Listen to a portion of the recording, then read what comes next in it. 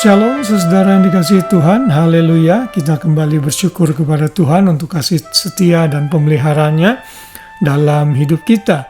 Kita bersyukur kita boleh ada sebagaimana kita ada hari ini, dan setelah sepanjang hari ini kita beraktivitas, kita mungkin bisa rileks sejenak dan siap untuk berbaring, beristirahat, menikmati malam yang indah di dalam tidur bersama dengan Tuhan kita. Hari ini kembali kita akan belajar lagi mengenai eksistensi manusia. Kita tahu manusia adalah makhluk yang sangat kompleks dan memiliki dimensi yang sangat luas. Dan Alkitab memberikan kita informasi yang cukup untuk mengerti keberadaan kita. Dari mana kita berasal, untuk apa kita ada hidup di muka bumi ini, dan kemana kita akan pergi. Dan kita akan belajar hari ini bahwa manusia itu diciptakan memiliki pengertian. Efesus 1 ayat 18 berkata, "Dan supaya ia menjadikan mata hatimu terang, agar kamu mengerti pengharapan apakah yang terkandung dalam panggilannya, betapa kayanya kemuliaan bagian yang ditentukannya bagi orang kudus." Ada kata yang mengatakan agar kamu mengerti pengharapan apakah yang terkandung dalam panggilannya. Ayat ini menggambarkan bahwa manusia itu memiliki pengertian. Tuhan menciptakan manusia itu bukan sebagai makhluk yang bodoh dan tidak memiliki pengetahuan, seperti binatang misalnya. Sekalipun mereka terlihat pintar, namun kepandaian mereka dicapai karena insting dan rutin dan pengulangan dari sebuah proses latihan yang panjang.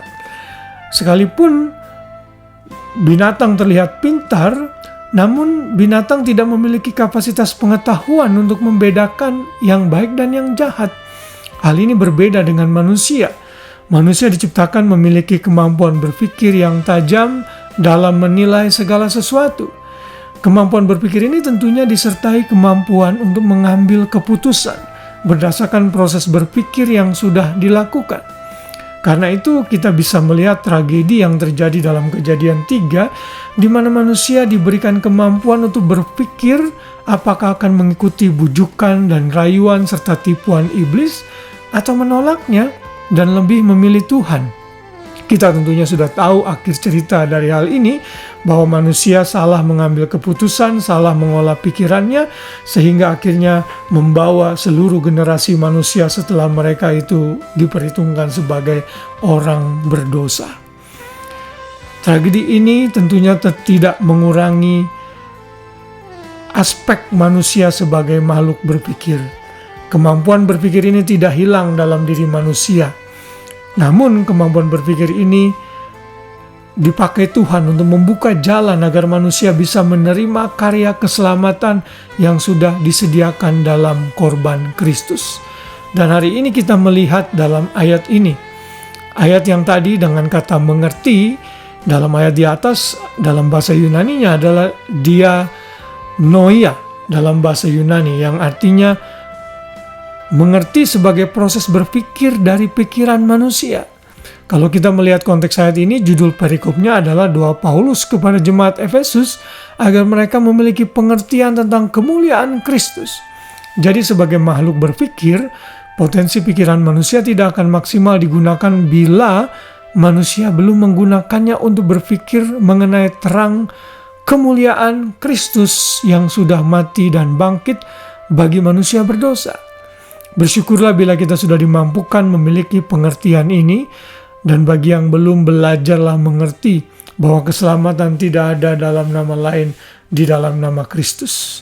Saudara, kemampuan untuk berpikir ini adalah jalan di mana Tuhan bisa menggapai manusia berdosa. Kemampuan berpikir inilah yang membuat saya mengambil keputusan, bahwa hidup ini bukan hanya di dunia ini saja, tetapi juga untuk kekekalan. Karena saya berpikir seperti itu, saya mencari informasi bagaimana saya bisa mengakhiri hidup saya di kekekalan. Dan itu didapat di dalam Alkitab. Kemudian dari proses berpikir itulah akhirnya saya mengambil keputusan, baik, saya akan menerima Yesus sebagai Tuhan dan Juru Selamat. Kiranya kita semua menggunakan pengertian kita bukan hanya untuk hal yang bersifat sekuler, berkarir, menitik mencari income dengan ide-ide yang brilian itu boleh saja, tapi mari kita gunakan pikiran kita dengan baik. Mari pikir baik-baik. Apakah selama ini engkau mengandalkan perbuatan baikmu untuk selamat, atau agamamu yang mengajarkan engkau untuk selamat dengan cara lain di luar Kristus? Kalau itu terjadi, maka pikiranmu sudah tercemar karena dosa. Engkau harus berbalik kepada kebenaran firman dan mencari keselamatan di dalam Kristus saja, dengan menerima tawaran keselamatan yang Tuhan sudah berikan kepada manusia berdosa.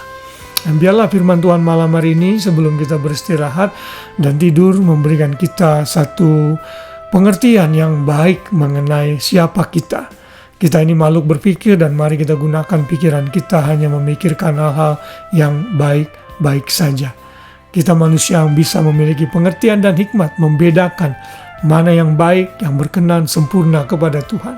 Dan saat kita menerima Yesus, Roh Kudus ada berdiam di dalam kita, maka pengertian kita akan diubahkan untuk benar-benar mencari dan konsentrasi kepada yang di atas.